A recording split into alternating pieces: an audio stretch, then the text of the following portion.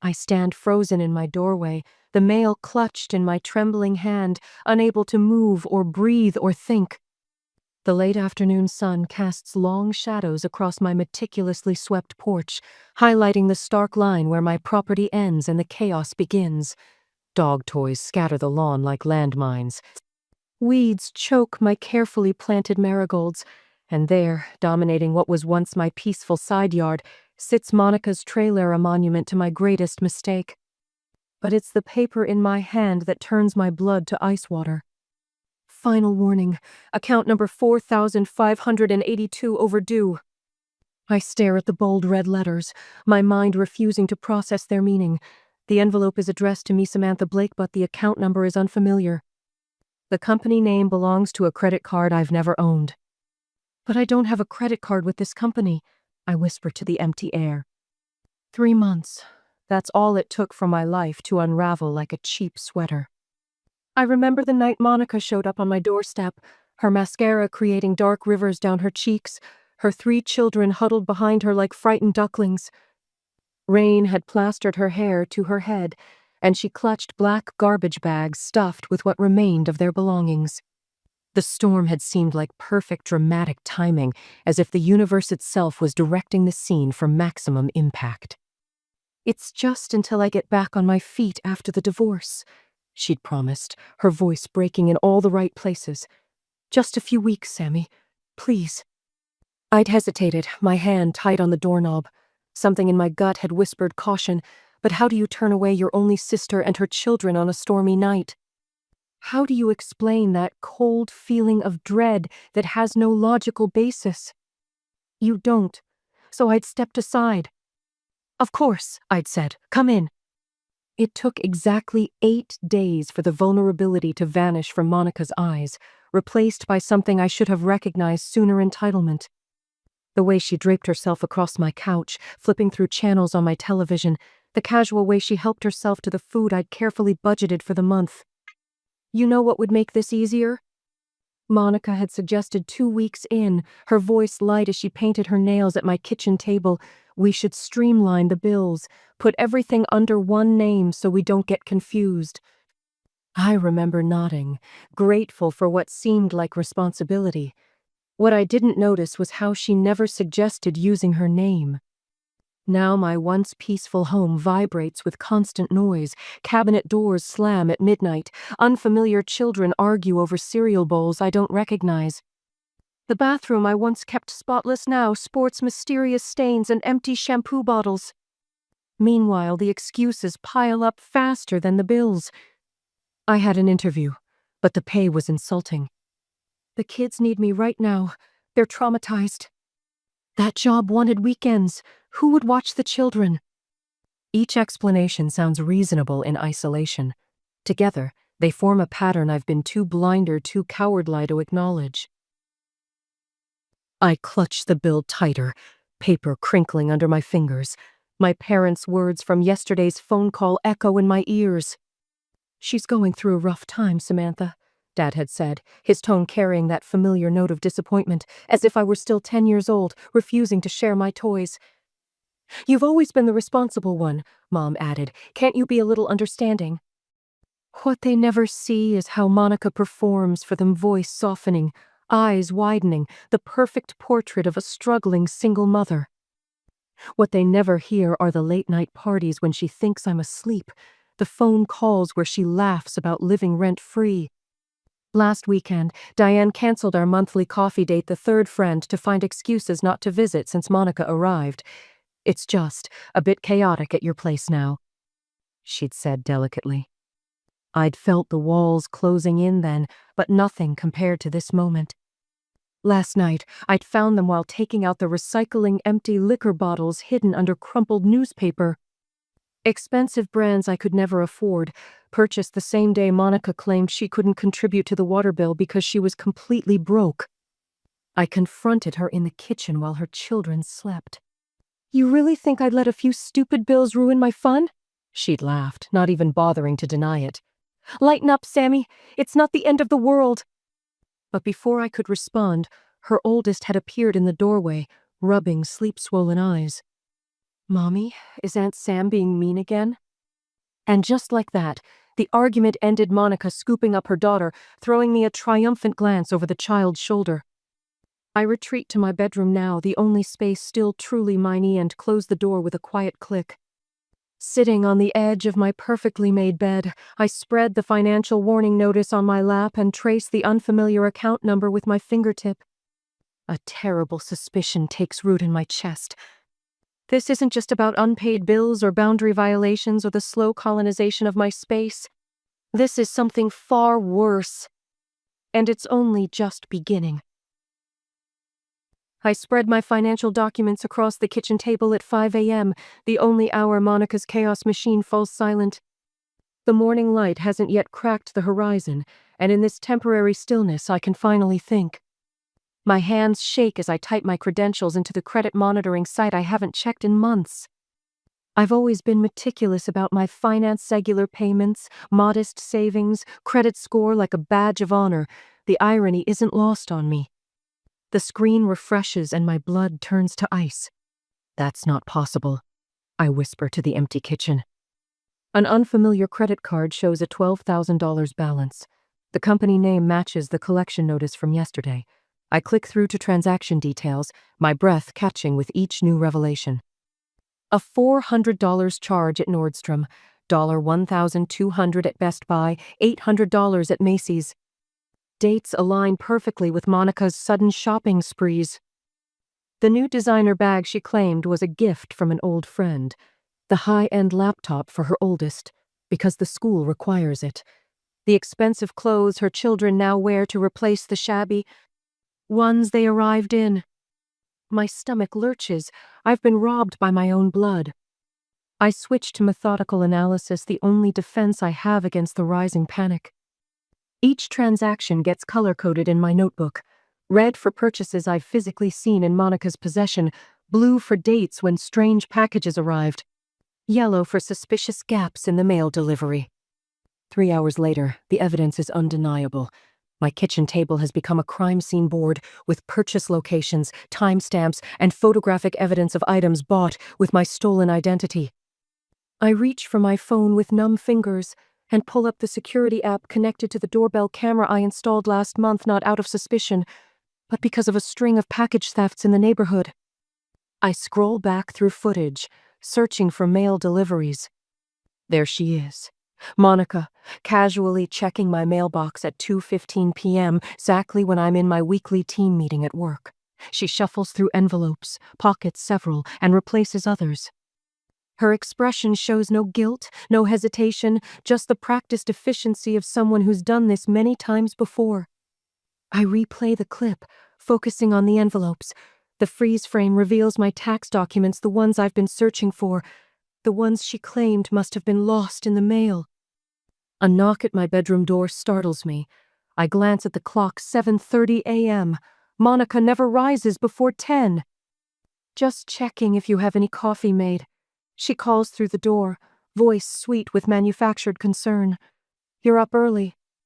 I slide my laptop closed, covering the evidence with a stack of magazines. Making some now, I reply, amazed at how steady my voice sounds when everything inside me is screaming. Great. Hey, did I mention the cute boots I found on sale yesterday? Perfect for the winter. You should get some too. You deserve to treat yourself sometime, Sammy. The casual mention of yet another purchase when she claimed poverty last week ignites something inside me. I record her voice on my phone, capturing the timestamp, more evidence. After she retreats to the bathroom, I call in sick to work for the first time in 3 years. This can't wait. My first call is to the credit card company's fraud department. The representative's voice shifts from professional to sympathetic as I explain the situation. Unfortunately, we see this type of family fraud more often than you'd think, she says, creating a case number for me. The good news is you've caught it relatively early and have substantial evidence. My second call is to Monica's ex-husband, a conversation I've avoided for months out of misplaced loyalty. I wish I could say I'm surprised, he says after I explain the situation. His voice carries the weight of someone who's been through this before. She did the same to me, twice. That's why I finally left, not because I stopped loving her, but because I couldn't protect the kids if I couldn't even protect myself. He confirms what I'm beginning to understand. This isn't a desperate act of a struggling single mother. It's a calculated pattern, a diagnosis of bipolar disorder left untreated, financial exploitation disguised as survival. By afternoon, unexpected allies have emerged. My coworker Lisa brings lunch and shares her own story of family identity theft. The neighbor across the street offers security footage showing Monica intercepting my mail multiple times. The bank manager flags my accounts with extra protection. I wait until evening, when the kids are distracted by tablets in their room. Monica lounges on my couch, the one I'm still making payments on, scrolling through her phone. I place the credit card statement on the coffee table between us. "What's this?" she asks, barely glancing up. $12,000 of debt in my name, for purchases you made. Her expression shifts instantly from disinterest to dismissal in a heartbeat. "What's a few grand to you? You've always been so uptight about money." When my silence continues, her strategy pivots. Her eyes fill with tears, her voice breaks perfectly. "I was desperate for the kids. After everything we've been through, how could you even think I'd—" "Don't." My voice is quiet but firm. "They're running the security footage from Target right now, and Nordstrom, and the mailbox camera. It's all documented." On cue, her oldest appears in the doorway, clutching her teddy bear. "Mommy, are you sad again?" Monica opens her arms, the perfect portrait of a mother wronged. "It's okay, sweetie. Aunt Sam is just having a hard time understanding how families help each other." I meet Monica's gaze over her daughter's head, something hardening inside me like concrete setting. "This isn't just about money anymore," I say softly, "and we both know it." Monica's voice carries through the thin walls of my house, her laughter sharp as broken glass. "Don't worry, I've got her wrapped around my finger. She's not going anywhere." I stand motionless in the hallway, dinner plate cooling in my hands. The words slice through me, confirming what I've suspected for weeks. This isn't family helping family. This is predator and prey. I place the plate on the counter untouched and retreat to my bedroom, the only space still recognizably mine. 3 months ago, I would have confronted her, voice shaking, only to crumble under her tears. Tonight, I simply open my leather-bound notebook, the one I bought last week after discovering the fraudulent credit card, and make another entry. The 16th of April. Monica openly admits to manipulating me, claims to have me wrapped around her finger, said to unknown person on phone at 7:42 p.m. The page joins dozens of others' meticulously documented incidents, dates, times, and witnesses. My handwriting has grown steadier with each entry. Outside my window, Monica's trailer has sprouted an addition, a makeshift dog run where 3 mutts now bark at passing cars. The wooden fence I painted last summer has been partially dismantled, the planks repurposed to build a rickety doghouse.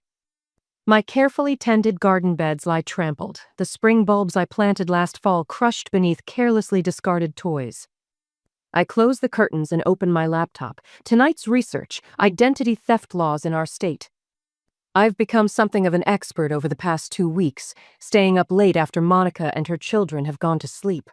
My eyes burn from lack of rest, but my mind has never been clearer. Aunt Sam doesn't want us to eat tonight. Monica's youngest whispers loudly enough for me to hear from the kitchen. I grip the refrigerator door, knuckles white.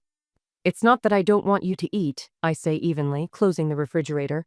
"It's that the grocery money I gave your mom last week was supposed to last until Friday." Monica appears in the doorway, arms crossed. She's wearing a new blouse I've never seen, tags still attached and partially hidden under her hair. "Way to make my kids feel like a burden, Sam." Her voice drips with practiced hurt. "They're growing children. They can't help being hungry." I meet her gaze directly. "No." The single word hangs between us. Monica's eyes widen slightly. "What do you mean, no?" She laughs, but there's uncertainty in it.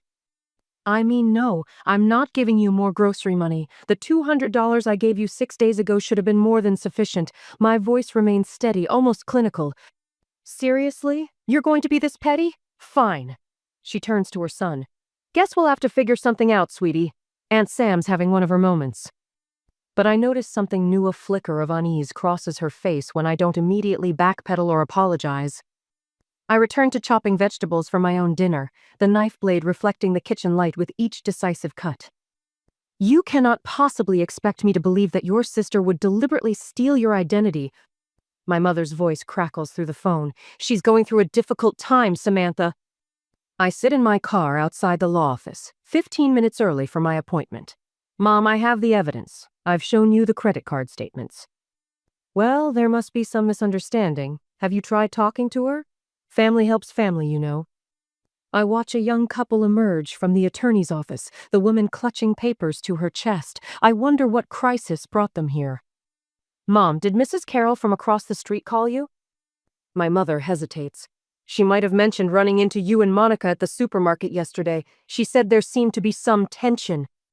What my mother doesn't know is that Monica had spent that entire shopping trip loudly proclaiming to anyone who would listen that I was threatening to make my children homeless, and that family means nothing anymore. I have to go, Mom. I have an appointment. Mr. Levinson, the financial crimes attorney, doesn't look like the lawyers from television. He's a grandfatherly man with suspenders and reading glasses that hang from a chain around his neck. His office smells like coffee and old books. Identity theft is always a violation, he says after reviewing my documents. When it's family, it's also a betrayal of trust. But you've done everything right so far, Miss Blake. I've brought my notebook, the statements, the recordings, the photographs, all of it organized chronologically in an expanding file folder. Most victims don't document this thoroughly, he observes, examining my timeline.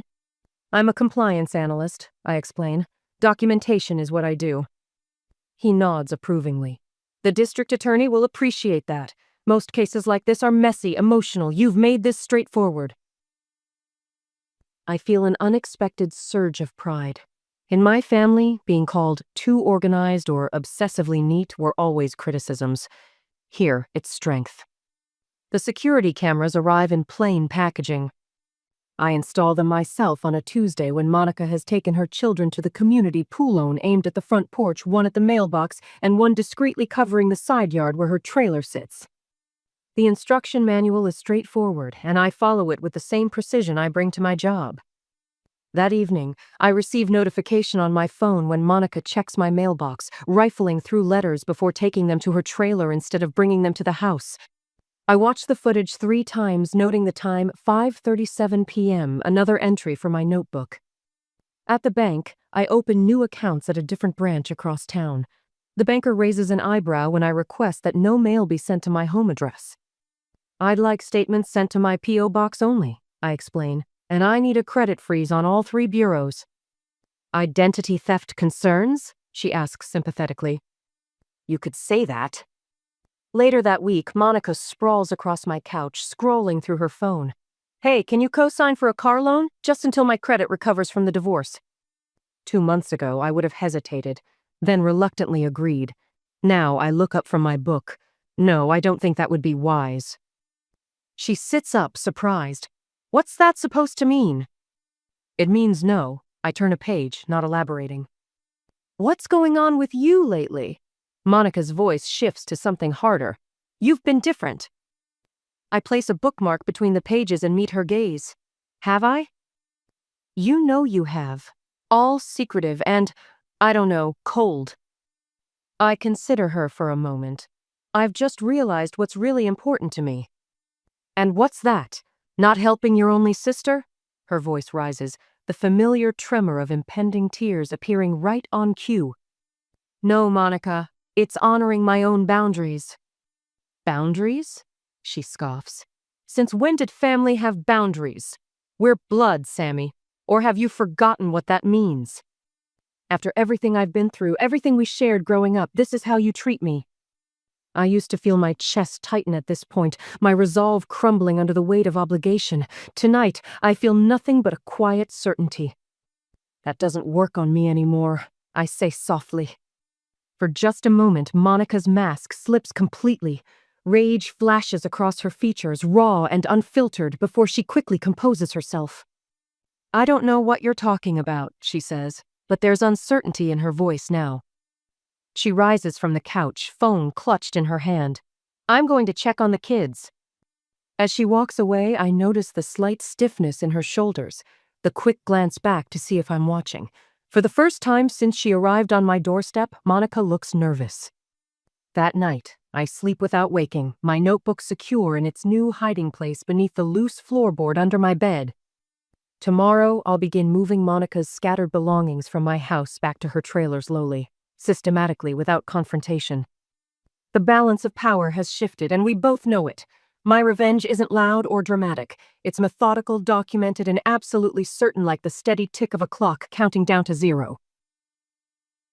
The manila folder weighs nothing in my hands, yet it feels as heavy as all the months of Monica's betrayal combined. Inside are copies of every document that proves what she's done to meet the identity theft reports for all 3 credit bureaus, neatly paper-clipped with my case numbers highlighted in yellow. I've done this right, methodical, by the book. I sit in the police station's hard plastic chair, my back perfectly straight, voice steady as I walk Officer Harmon through my evidence. "And you're certain your sister is responsible?" he asks, his pen hovering over his notepad. I can read the skepticism in the lines around his mouth, the same doubt I've seen on every face when I explain that yes, my own flesh and blood did this to me.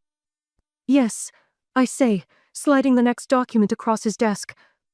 This is the transaction record from the fraudulent card, showing purchases at Nordstrom on the 12th of March. I place another paper beside it. And this is a Facebook post my sister made the same day, wearing the dress she purchased, still with tags visible. You can see the price matches exactly. His eyebrows lift slightly. He wasn't expecting this level of detail. I have everything documented. I continue, voice low but firm. Times, dates, amounts. Security footage from the mall shows her using the card. It's all there. As I walk to my car afterwards, phone clutched in my hand, I feel something I haven't experienced in months, the first stirrings of control returning to my life. The fraud department called this morning to confirm they're launching an official investigation. The credit bureaus have flagged my accounts. The police report is filed. All the pieces are in place. The paper fortress I've built stands between Monica and me, between chaos and order. I've waited, gathering every shred of evidence before making my move, knowing there would be only one chance to do this right. My phone vibrates a text from the credit card company. They've officially credited back the fraudulent charges while the investigation proceeds. A small victory, but it fuels something warm in my chest. The triumph is short-lived. It's 2:17 a.m. when the pounding starts, me front door shuddering under Monica's fists. I sit up in bed, heart hammering, though some distant part of me has been waiting for this moment. "Samantha Blake, open this door right now!" Her voice carries through the wood, slurred with what I recognize as her third glass of wine tone. I slip from my bed, pulling on my robe, but I don't approach the door. "How could you do this to family?" she screams. "To your own sister? To my children?" There it is, the manipulation tactic that's worked for decades. My nieces and nephew become shields whenever Monica needs leverage. "The police came to my home, Sam, in front of my babies." Her voice breaks in exactly the right places. "They're traumatized. Is that what you wanted?" I stand in my darkened living room, watching her shadow move behind the porch light. My hands tremble, but I keep them clasped tightly together. "You're trying to destroy me," she sobs, her fist weakening against the door. "Mom and Dad are heartbroken. Everyone thinks you've lost your mind attacking your own family when we needed you most." My phone lights up on the coffee table. A text from our mother. "Please call us, Samantha. There must be a better way to work this out within the family." Monica's voice drops to a dangerous whisper, one I can barely hear through the door. "If you don't withdraw those reports by tomorrow, I swear to God I'll make you regret it. Remember your precious garden, your car, that little collection of antique teacups? Amazing how quickly things break, isn't it?" I close my eyes, listening to my niece's voice, now small and confused behind her mother. "Mommy, why won't Aunt Sam let us in? It's cold out here." The doubt creeps in, familiar as an old sweater. Have I gone too far? Should I open the door, try once more to reason with her? Those children didn't ask for any of this. But then I hear it, Monica's whispered instruction. "Cry louder, honey. Make it sound really sad." And just like that, clarity returns, sharp as winter air. I remember every calculated lie, every stolen dollar. Every moment my life was dismantled while I stood by, telling myself it was temporary, that family comes first. I pick up my phone, turn on the voice recorder app, and place it near the door. Each threat Monica utters feeds the evidence file that already bulges with proof of her betrayal.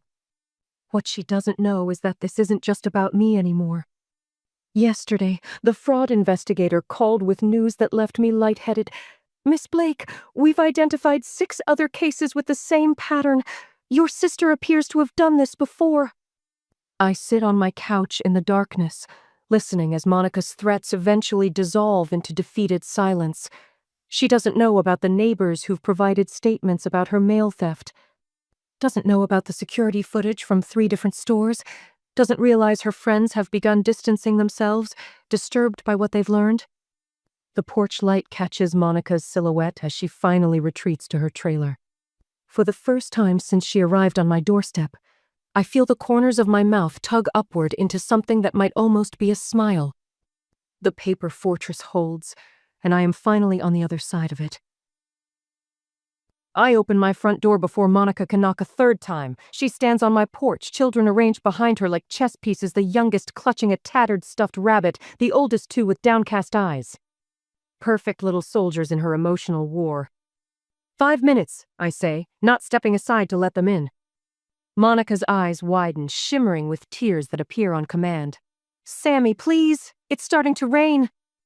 I glance at the clear blue sky overhead, then back at her face. A muscle twitches in my jaw, but I step aside. The children file past me, trained to move silently through my house now, leaving no fingerprints, making no demands, their new invisibility strategy another of Monica's tactics. "I can fix this," Monica says once we're seated in my living room. The children are arranged on the floor near her feet, the youngest leaning against her leg.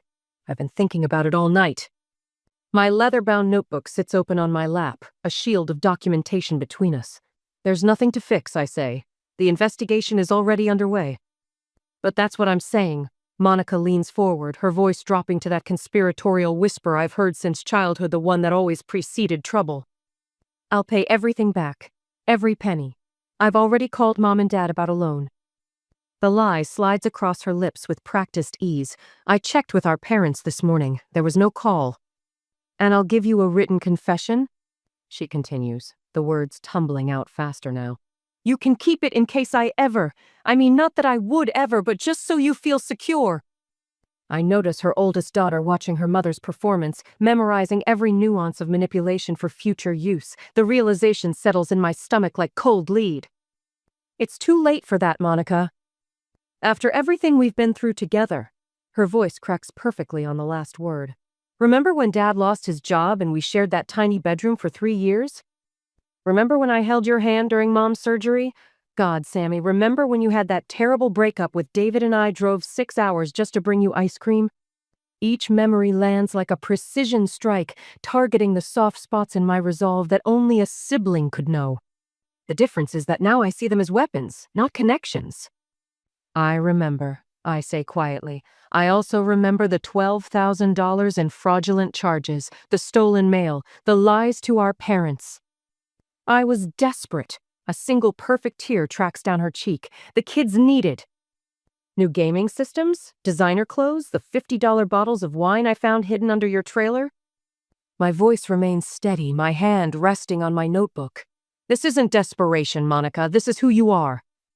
Her children shift uneasily, sensing the change in atmosphere, the middle one always the most perceptive inches away from her mother. "So that's it?" Monica's voice hardens. "You're choosing money over family, over your own flesh and blood?" I meet her gaze steadily. "I'm not doing this to hurt you. I'm doing it because it's right." The shift happens in an instant, the transformation I've seen countless times but never fully acknowledged. The tears vanish. Her posture straightens. The vulnerability evaporates like morning dew under a harsh sun. "You sanctimonious bitch," she hisses, careful to keep her voice low enough that the children won't catch the words. "You think anyone's going to believe you over me? I'll make sure everyone knows what you've done." "They already do," I say. "I've hidden nothing." Something flickers in her eyes, confusion, then the first genuine emotion I've seen from her in months, fear. The sound of car doors closing outside draws her attention to the window. 2 police cruisers pull up beside her trailer, officers stepping out with deliberate purpose. "What did you do?" she whispers. "Nothing. This is what happens when actions have consequences." The officers approach my front door. The rhythmic knock echoes through the suddenly silent room. I rise to answer it, my heart hammering against my ribs, but my steps steady. Monica scrambles to her feet, positioning her children in front of her. "Miss Blake?" The female officer glances from me to Monica. "We have the results of the investigation you initiated." The male officer steps forward, papers in hand. "Monica Blake, we have a warrant for your arrest on charges of identity theft, mail theft, and credit card fraud." Monica's laugh sounds like breaking glass. "This is ridiculous. She's my sister. We share expenses. Tell them, Sam." I say nothing. The truth speaks loudly enough on its own. "This was family business." Monica's voice rises as the officers move toward her. "She's just jealous. She's always been jealous of me." The youngest child begins to cry, clutching her rabbit tighter. "Ma'am, please calm down," the female officer says. "We don't want to upset the children." Monica's face contorts. "Don't tell me about my children." She lunges forward suddenly, nails aimed at my face. "This is your fault." The male officer intercepts her, catching her wrist before she can reach me. "That's assault, ma'am. Please don't make this worse." "Worse?" Monica struggles against his grip. "You have no idea what worse looks like. I'll destroy you, Sammy, everything you care about." The handcuffs click into place as her threats echo through my living room. The children watch wide-eyed, the middle one now crying silently. "It's okay," I tell them, kneeling to their level as the officers lead Monica toward the door. "Everything's going to be okay." A car horn sounds outside. Monica's ex-husband steps out of his SUV, his expression grim but determined. I called him yesterday, explained everything. For once, we found common ground: the children's welfare. Sometimes loving someone means stopping them from hurting themselves and others. I explained to my nieces and nephew as their mother's screams fade into the squad car. "Your dad's here to take you home." Mrs. Peterson from next door stands on her porch, watching. The neighbors I haven't seen in months emerge from their houses, witnessing the truth behind the chaos that invaded their quiet street. My phone rings. My parents' number flashes on the screen. For the first time in 3 months, I feel something close to peace. I stand on my front porch, coffee warming my palms against the morning chill. The spring sun crests over the horizon, painting my yard in hues of gold and amber. My yard, those 2 words still bring a smile I can feel in my bones. The fresh mulch around my flower beds smells of earth and possibility. 3 weeks of weekend labor transformed what had become a wasteland of trampled grass and scattered debris. The bare rectangle where Monica's trailer once squatted now boasts rows of marigolds and black-eyed Susan's defiant splashes of color, reclaiming what was taken. I take a long, slow sip of coffee, savoring both the bitter warmth and the profound silence. No doors slamming at midnight, no strange voices arguing over cereal bowls. No walking on eggshells in my own kitchen. Yesterday, I changed the locks and security codes not out of fear, but as a ritual of reclamation. The metallic click of the new deadbolt sliding into place had sounded like freedom itself. "Morning, Sam!" Mrs. Cardwell calls from next door, watering can in hand. She waves with genuine warmth, the neighborly connection I'd missed during those months when everyone avoided my chaos-infected property. "Beautiful day." I call back, my voice stronger than it's been in months. Twice a week now, I sit across from Dr. Levine, unpacking the complicated tangle of family loyalty and self-preservation. Betrayal by family creates a unique grief. She'd explained during our first session. You're mourning both the relationship you lost and the one you thought you had. The credit bureau finally removed the fraudulent accounts last week. My FICO score still bears the scars of Monica's betrayal, but the patient woman at the bank assures me that time will heal those wounds too. Structure and patience, the same tools rebuilding both my credit and my life. Dad called yesterday. His voice carried a hesitancy I'd never heard before. "Your mother and I have been talking," he'd said, the words coming slowly. "We didn't." We should have. I know, I'd replied, saving him from the struggle. But we can do better now. It took my parents 5 months to fully acknowledge how they'd enabled Monica's behavior throughout our lives. Their apology came in stage-halting conversations and tearful admissions that felt like pulling teeth. But it came. Monica starts her court-mandated treatment program next week. Bipolar disorder explains some of her behavior but excuses none of it. Her ex-husband sends occasional updates about the children who are thriving in the structure of his home. Last weekend marked my first supervised visit with them, awkward but healing. My niece Lily had hugged me tightly before leaving. "Dad says you did the right thing?" she'd whispered, even if it was hard. Tonight, 6 carefully chosen friends will gather around my dining table, the first dinner party in my reclaimed sanctuary. I've polished grandmother's silver and arranged fresh flowers in the centerpiece. Every detail of this evening represents a conscious choice, not a desperate accommodation. The contrast isn't lost on me. 1 year ago, this same space was overtaken with Monica's chaos and washed dishes, scattered toys, and a constant soundtrack of arguments. Now, the gleaming surfaces and peaceful atmosphere testify to my reclaimed life. When everyone is seated, I'll raise my glass in the toast I've been rehearsing. To boundaries that protect and truths that heal. The leather-bound notebook that once documented Monica's abuses now holds recipes, garden plans, and a letter I received last week from Monica's oldest child, Lily. "Dear Aunt Sam," she wrote in careful cursive. "Dad says what you did was brave. He says sometimes the kindest thing is stopping someone from hurting themselves and others. I miss you and hope we can have more visits soon. Thank you for helping Mom get the help she needed." I keep that letter between pages documenting my work with the Identity Theft Victim Support Group. Last month, I shared my story there for the first time, how family obligation had blinded me to manipulation, how financial abuse can wear the mask of love. 3 people approached afterward, recognizing the patterns in their own lives. My painful experience now serves as a lighthouse, warning others away from dangerous shores. As the sun rises fully above the horizon, I take a final, satisfied look at my peaceful domain. The chaos has been exorcised, the sanctuary restored. I lift my coffee mug in a silent toast to the woman I've become, one who finally understands that sometimes real love requires hard boundaries. Sometimes freedom means choosing yourself, even when it means standing alone. The morning stretches before me, unscheduled and unhurried. I have nowhere to be until noon, no crisis to manage, no one's emotional weather to navigate but my own. Today marks 1 year of freedom, I whisper to the rising sun. And for the first time in my adult life, I am enough just as I am.